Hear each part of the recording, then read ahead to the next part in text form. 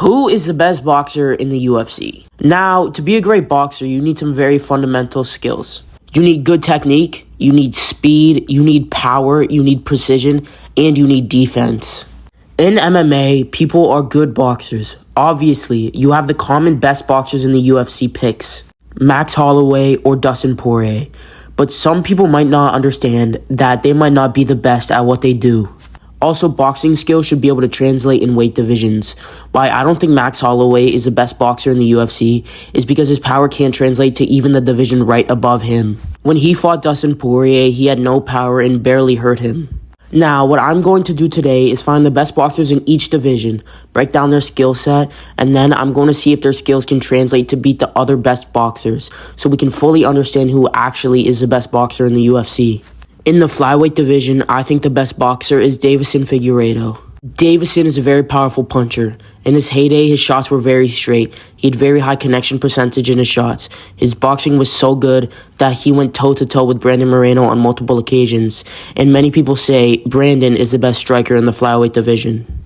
Now, obviously, he's gotten older and his speed has begun to deteriorate. He's landed with less power and couldn't even drop Brandon in their fourth fight. And on his defense, he lost his last fight by TKO because he couldn't protect his eyes. But in the past, he was able to defend heavy shots from many good fighters.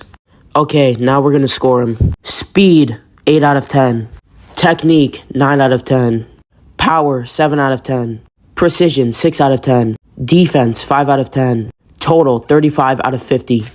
Now, in the bantamweight division, the best boxer is either Song Yadong or Petr Yan. To break this tie, I decided to do a skill breakdown for both fighters. Song lands at average 42% of his shots thrown per fight, but Petr has an average landing accuracy of 53%. So right now it's 1-0 Petr Yan. I will have a scoreboard in the top right corner of the screen. It should be on there right now. In Song's 12 fights in the UFC, he's landed a total of 651 shots, meaning his average shots landing per fight is 54.25. But in Petr's 12 fights, he's landed a total of 1,016 punches, so his average punches per fight is 84.67. So now it's 2-0 Petr Yan. For power, Song has a 0.74 knockdown average per fight, but Petr has the same knockdown average per fight. So now we have to dig deeper. I don't know how they ended up having the same knockdown average, but we'll figure out a way to decide who is more powerful. Okay, so what we're going to do now is see who has more knockouts. Song has 9 knockouts in his career, and Petr only has 7. So now it's 2-1. For the next thing, we're going to do mix-up. 60% of Petr's shots land on the head of the opponent, and only 21% goes to the body. But for Song Yadong, 64% goes to the head, and 22% goes to the body.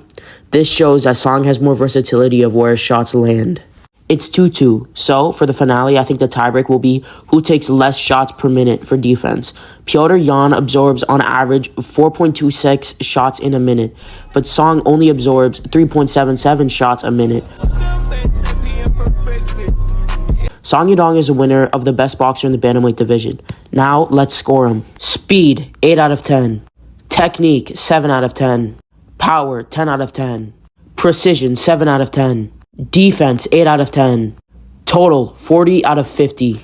In the featherweight division, I think the best boxer is Alexander Volkanovski. Now, this was hard to pick because Max Holloway is a great boxer as well, but I think the reason I picked Volk is because of his third fight against Max. In the first 2 fights, Volk used a heavy leg kick approach, but in the third fight, Volk put it on him with the hands. Volk displayed a boxing masterclass against what people were saying at the time, the best boxer in the UFC, who had just come off utter domination over someone in Calvin Kattar. In Volk vs. Max 3, Volk outstruck Max by a margin of 72 strikes. He also showed stellar defense because Max missed a total of 174 strikes, a number of strikes he has never missed in a fight before. I think we shouldn't just say this is because of one fight. Alexander's total strike accuracy is 57%, and he absorbs only 3.36 shots a minute. When chilling at the highest level, he lands 6.25 strikes a minute. His speed is unprecedented because not a ton of fighters land that often.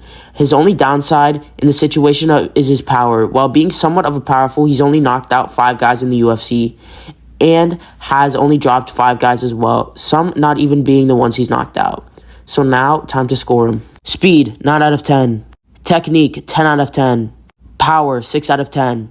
Precision, 7 out of 10. Defense, 10 out of 10. Total, 45 out of 50. In the lightweight division, I think the best boxer is Justin Gaethje. Now, I'm going to be completely honest with you guys. This was a hard pick. Originally, I was going to go with Dustin Poirier, but now that I think about it, Justin has made some stellar improvements in his boxing. He has better defense now, although it's still not great. His significant strikes absorbed is at 7.5 average. Though his chin is pretty good, only being KO'd twice. Although his strikes absorbed is so high, his output is also insane, having a higher output than Alexander Volkanovski. He lands 7.25 strikes a minute on average. His speed is decent. He can normally land combos flush because the guys he's fighting can't have their hands up in time. But his power is phenomenal. He has knocked out a whopping 20 out of his 26 wins, most with his hands.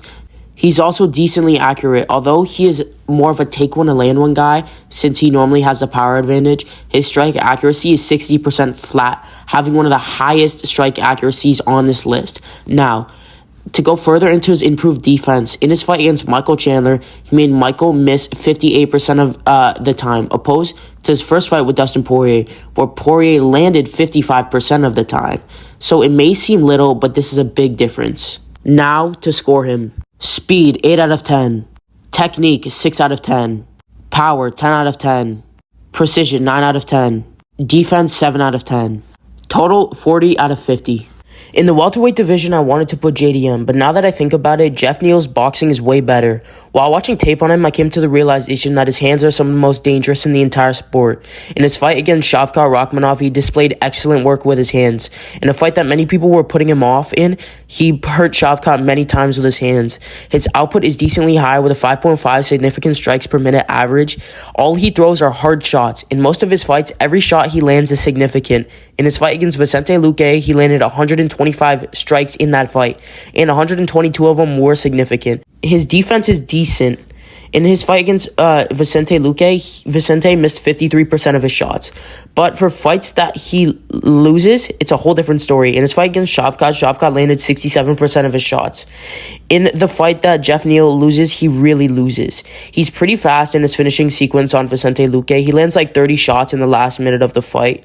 His accuracy is okay. It's not that bad. 51% strike accuracy for him. Now I think we should get on to scoring him. Speed, 8 out of 10. Technique, 9 out of 10. Power, 10 out of 10. Precision, 7 out of 10.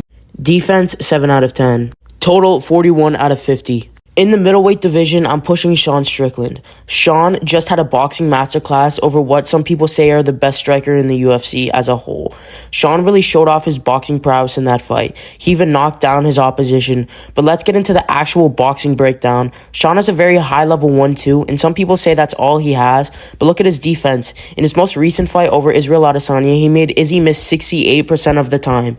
That's the highest Izzy has ever missed. He holds a Philly shell defense, and that's really rare in an MMA fighter. The only other fighter that I can think of that has a Philly shell is Bobby Green, and that has been part of his downfall in many fights because he doesn't protect his face well from kicks.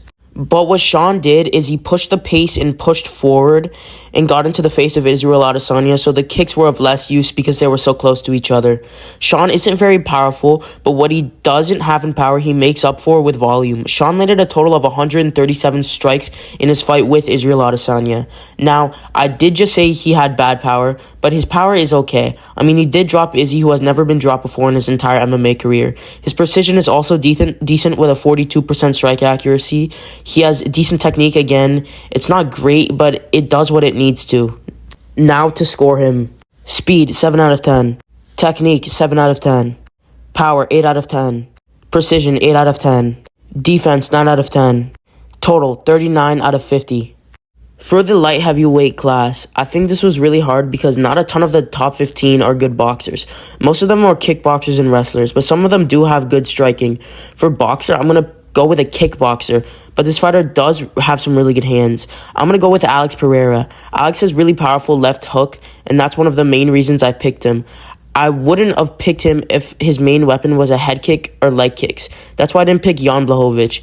Technique is a little off with Alex Pereira when he throws. He moves his body with it too, but he moves his head off the line, which is very good to have in the arsenal, especially when you're in a heavier weight class with people who aren't as skilled as people in lower weight classes. For defense, Alex works with more of an open stance, leaving clear entry for shots that would go down the line. That's how he got caught by Izzy, because his defense was open. Now to score this man. Speed, 8 out of 10. Technique, 7 out of 10. Power, 10 out of 10. Precision, 9 out of 10. Defense, 6 out of 10. Total, 42 out of 50.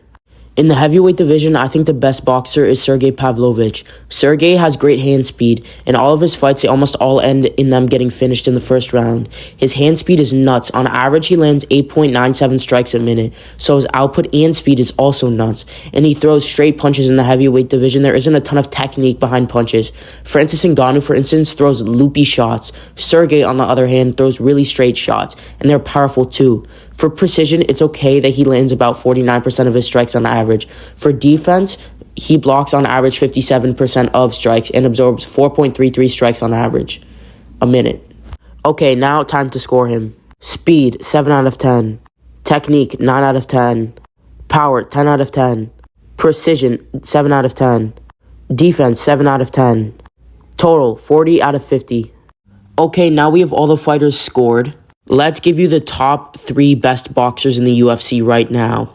Okay, coming in third place, we have Jeff Neal with a score of 41 points. In second place, we have Alex Pereira with a score of 42 points. And in first place, drumroll please, we have Alexander Volkanovski with a score of 45 points.